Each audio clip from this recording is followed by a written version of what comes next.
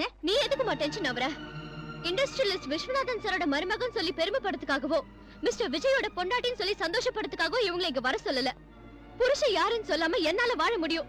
ஆனா பாவத்துக்கு சம்பளமா என் வயித்துல சுமந்துக்கிட்டு இருக்கிற இந்த குழந்தைக்கு அப்பா யாரு இந்த உலகத்துக்கு தெரியப்படுத்தணுங்கிறதுக்காக தான் இவரை இங்க வர சொன்னேன். வந்ததுக்கு ரொம்ப தேங்க்ஸ். போயிட்டு வாங்க. என்னம்மா இது?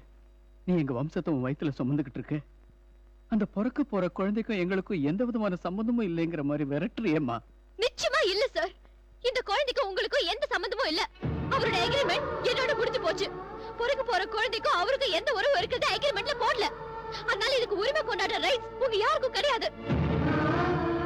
நான் டெம்பரரி பொண்டாட்டியா வாழ்ந்த கொடுமையான வாழ்க்கையை கிடைச்ச கிஃப்ட் இது. அக்ரிமெண்ட் வாழ்க்கையால நொந்து போன என் மனசுக்கு ஆண்டவன் கொடுத்த ஆறுதல். இது யாரும் என்கிட்ட பிரிக்க முடியாது. இது ஏன் குழந்தை. இதை யாருக்கும் தர மாட்டேன். யாருக்கும் தர மாட்டேன். யாருக்கும் தர மாட்டேன்.